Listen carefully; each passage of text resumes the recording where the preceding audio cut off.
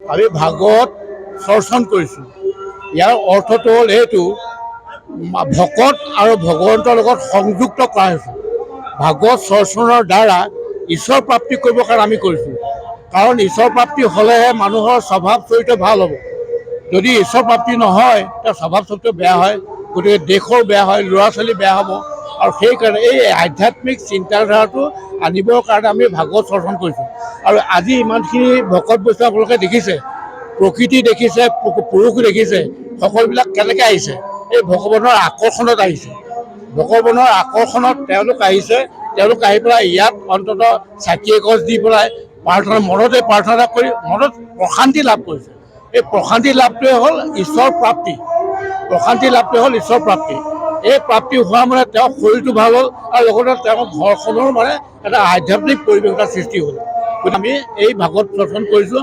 আৰু মাছৰহাট বৰনামঘৰ এটা ঐতিহ্য আছে। এই ঐতিহ্যটোৰ কাৰণে আমি এইখিনি আজি সুবিধা পাইছোঁ। গতিকে আপোনালোকে মোক সোধাৰ কাৰণে মই তাকে ধন্যবাদ জ্ঞাপন কৰিছোঁ। এনেকৈ মানে ভৰি ভঙা অপাৰেশ্যনটো আছে। আজি 2 বছৰ মানে লকডাউনত পৰিলোঁ, ভাল পোৱা নাই, কিন্তু তেনেকৈ আহিছোঁ চাবলৈ।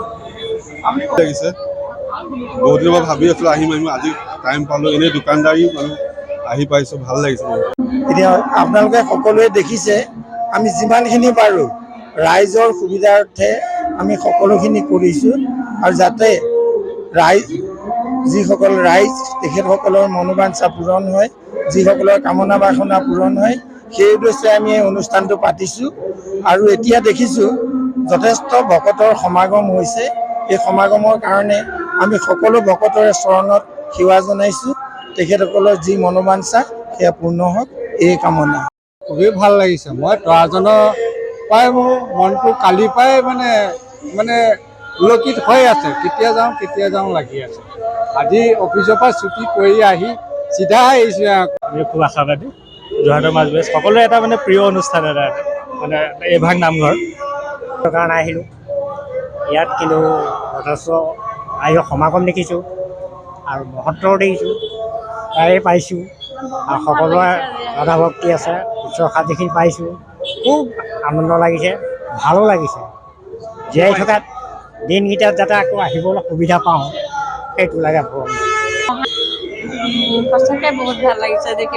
মানে এইটো অসমৰ ভিতৰত এটা সাংঘাতিক এটা পৰিৱেশ। আমি অতি আপ্লুত হৈছোঁ। আৰু ইয়াৰ যিটো পৰিৱেশ আৰু যিটো গেট এখন যিখন বনাইছে নহয়, এইটো সৰ্বাংগ সুন্দৰ এখন গেট।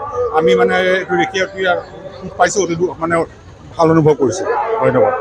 এই নামঘৰ ইয়াত যথেষ্ট মানুহে ৰাইজৰ যথেষ্ট ইয়াত অৱদান আছে, আৰু যথেষ্ট ৰাইজৰ ইয়াত আপোনাৰ হেৰি আছে।